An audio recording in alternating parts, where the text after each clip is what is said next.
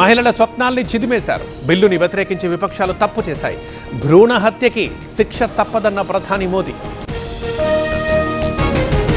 కాంగ్రెస్దే విభజించి పాలించు సిద్ధాంతం. వాళ్లకు దేశం కంటే రాజకీయాలే ఎక్కువ. డీలిమిటేషన్పై అవాస్తవాలు చెప్పారన్న మోదీ. రేపు మేడిగడ్డకి సీఎం రేవంత్. ఇవాళ ఉత్తమ్తో కీలక సమావేశం. కాళేశ్వరం టూర్ వేళ సమీక్ష. పవన్ కళ్యాణ్కి మేజర్ సర్జరీ. త్వరగా కోలుకోవాలంటూ బాబు లోకేష్ ట్వీట్. మరింత శక్తితో పుంజుకోవాలని ఆకాంక్ష. రేపే రెండో విడత రైతు భరోసా నిధులు భూపాలపల్లిలో విడుదల చేయనున్న రేవంత్. అన్నదాతల ఖాతాల్లో 5,653 కోట్ల జమ. అవినీతి అక్రమాల్ని ప్రశ్నిస్తే దేశద్రోహమా?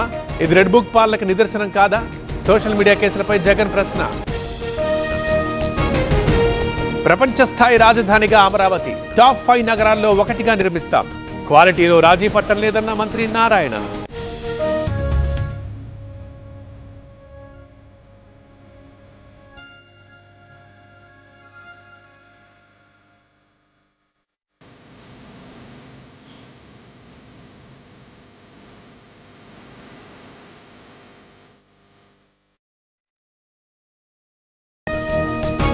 మహిళలకు ద్రోహం చేసే పార్టీలు అవసరం లేదు. గొడ్డలి పార్టీకి పేదల సంక్షేమం పట్టదు. కూల్చడాలు చేస్తే ఊరుకోబోమన్న సీఎం చంద్రబాబు. బీజేపీతో పొత్తు పెట్టుకుంటే మనుగడ ఉండదు. నితీష్ షిండే పరిస్థితి చూస్తున్నాం. చంద్రబాబుకి అలాగే అవుతుందన్న సీఎం రేవంత్. బిల్లులు అడ్డుకోవడం చరిత్రాత్మక తప్పిదం. కాంగ్రెస్ది ద్వంద్వ వైఖరన్న కిషన్ రెడ్డి. బీజేపీ ఎంపీలు యాక్సిడెంటల్ లీడర్స్ అంటున్న మహేష్ గౌడ్. రేవంత్ విధానం హైబ్రిడ్ కాదు, క్రాస్ బ్రీడ్. మహిళా రిజర్వేషన్పై బీజేపీకి చిత్తశుద్ధి లేదన్న హరీష్. విపక్షాలు మహిళల్ని అవమానించాయన్న ఏలేటి. జగిత్యాల నుంచి బీఆర్ఎస్ జైత్యాత్ర మొదలు. కేసీఆర్ ఇక్కడికి వస్తుంటే సీఎం మేడిగడ్డ వెళ్తారట. అడ్డుకోవాలని చూస్తున్నారన్న కేటీఆర్. ఏపీలో ఇంటర్ స్టూడెంట్స్ కి గుడ్ న్యూస్. సెకండ్ ఇయర్ లో బెటర్మెంట్ కి అవకాశం. మొదటిసారి అమల్లోకి.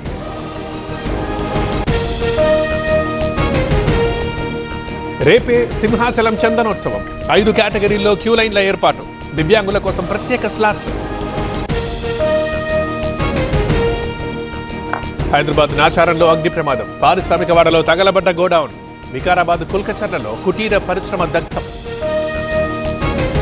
మన్యం జిల్లా పీకోన వలసలో లారీ బోల్తా. స్థానికుల్ని భయపెట్టిన గ్యాస్ లీకేజ్. రెస్క్యూ చేసిన ఫైర్ సిబ్బంది, పోలీసులు. జీహెచ్ఎంసీలో ఫుట్పాత్ అక్రమాల తొలగింపు. 653 నిర్మాణాల కూల్చివేత.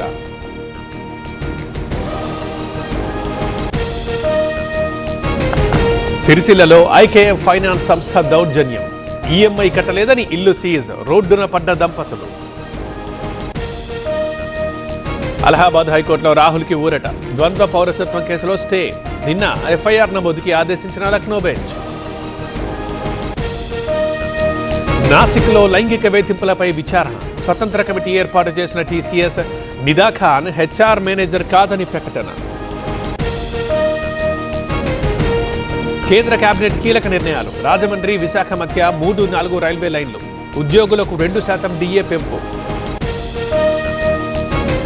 ప్రారంభమైన చార్ధామ్ యాత్ర. తెరుచుకున్న యమునోత్రి, గంగోత్రి ఆలయాలు. 22న కేదార్నాథ్, 23న బద్రీనాథ్ ఆలయాలు ఓపెన్.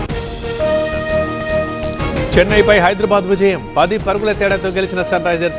హాఫ్ సెంచరీలతో సత్తా చాటిన అభిషేకన్ క్లాసెన్.